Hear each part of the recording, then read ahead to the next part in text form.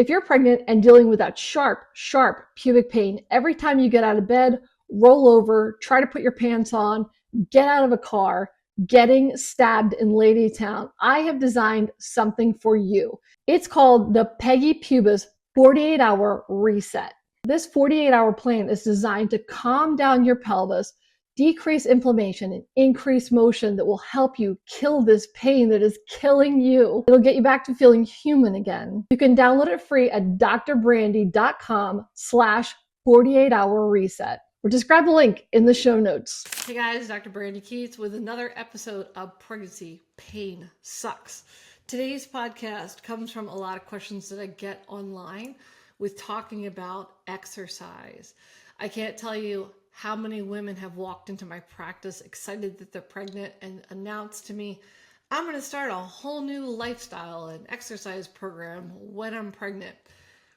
They don't even ask permission. It's just they've seen some fitness influencer that is a size 2 in her perfect little suit, and they're going to do that exercise program because they want to be like her.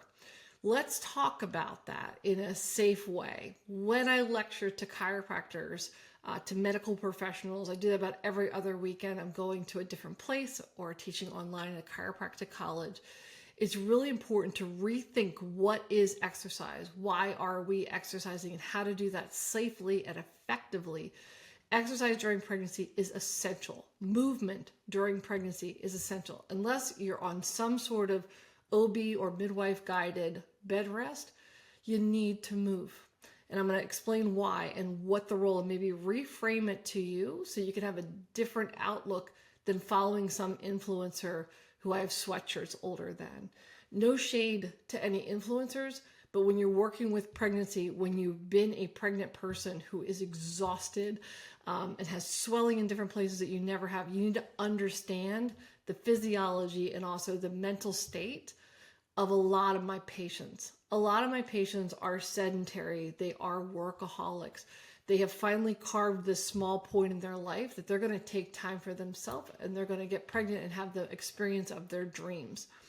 What that involves was no prep in exercise or taking care of themselves or any core strength stuff. So when they actually go to the gym, why they're coming to my office is because they hurt themselves doing a class that was not suited for them. When they come in, a lot of times they'll say to me, oh, I know I'm not supposed to be exercising when I'm pregnant. To which I say, yes, you are.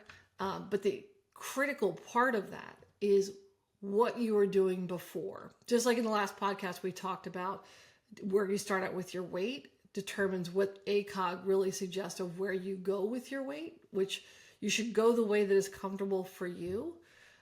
No excess, but not starving yourself either or binging the other way, of really mindfully eating. I want you to think the same way with mindful exercise.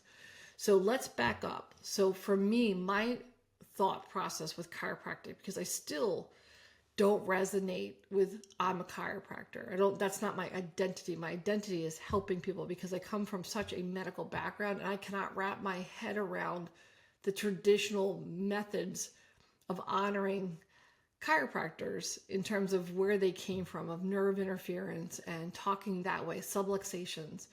That's their thing, right? My mentality, yes, am I still a chiropractor? Absolutely. Do I help people? Absolutely. But my whole philosophy of chiropractic is such in a small box, but that box is so powerful. Let me explain. For me, your body is a machine.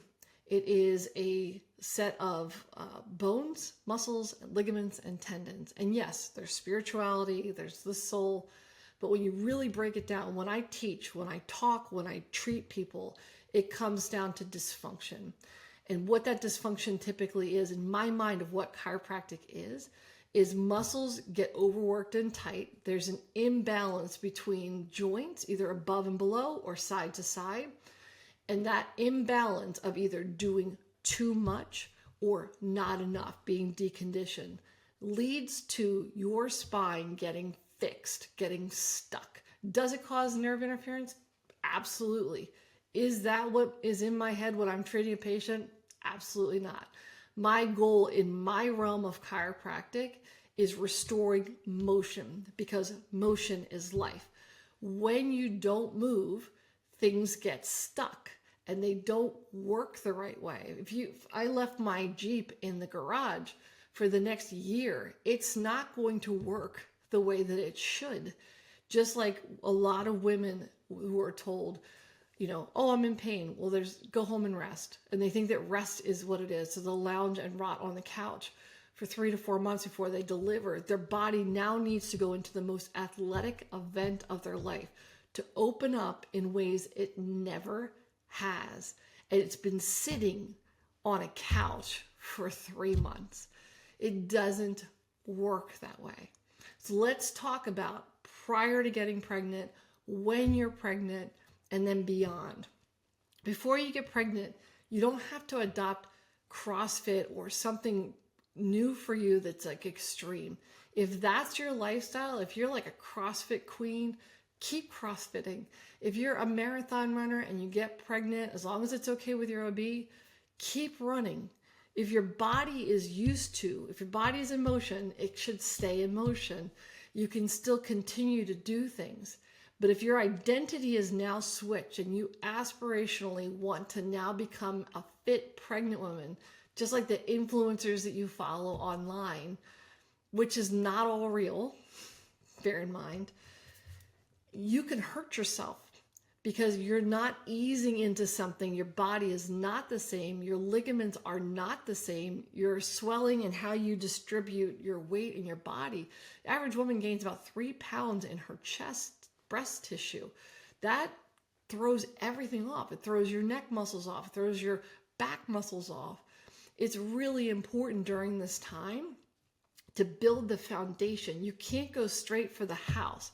If this house exploded, not me in it, but if this house like totally exploded and they had to rebuild it, I'm not just going to stick a house back on to the property.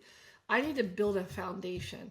And I think what a lot of people miss, not even talking about pregnancy at this point, but a lot of people will get hype and be like, I'm going to change my life. I'm going to go to the gym. And they go and hurt themselves. And then they shake their head like, oh, darn, I don't have to exercise. I'm hurt. That was me. That was 100% me. Let's be very transparent. But you can't do that. When I used to talk to people when I was in the chiropractor in Golds and Bally's, what I would tell them is the rehab that I was doing with them after I got them in a good place. I'll go over that in a second. The work that I needed them to do is to get ready to be able to exercise. And without that foundation of the core muscles, you're going to hurt yourself. If there's 6 layers of spinal muscle, if you don't hit the inner 3 or 4 to build that up and give you a solid frame, picking up lots of weights like you did back in 1994 is not going to make you better. I'm talking about like adult males that I take care of in their 40s and 50s who think that they're the same as when they were 25 and swole and wore a wife beater and had frosted tips. You can't do that. You have to start with a framework with very gentle core mobilization movements, get your body moving, and then your body is able to accommodate and to lift and build into a very healthy frame of what you want to attain.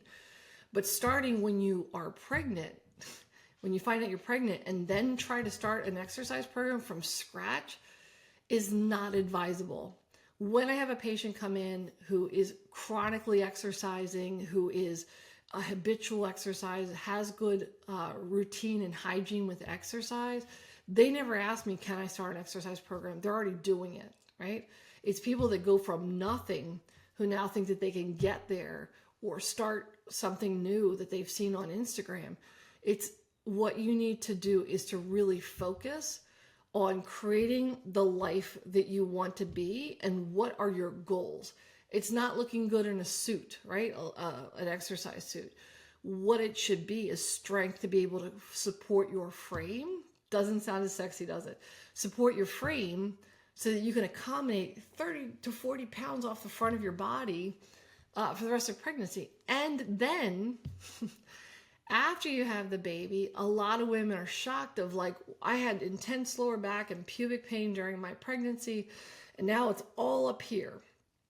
Why is it all up here? This is predictable that your pain is going to be in your upper back and neck because you're now carrying 2 sacks of flour chronically all day on your shoulder, and your rotator cuff is that big. It's the size of your 3 fingers. It's not that big. So you're overloading and doing motions, and even though a baby's tiny, they're heavy on your shoulder. So if you can start to incorporate, that's why I built these programs that I have online at drbrandie.com. Shout out to that. Is what's the infrastructure I can build so that I can get ready? Maybe in your second trimester, you can start going to a lot of lifting classes when you have the infrastructure so you can get ready to be able to carry those carriers. A lot of women don't think that far ahead.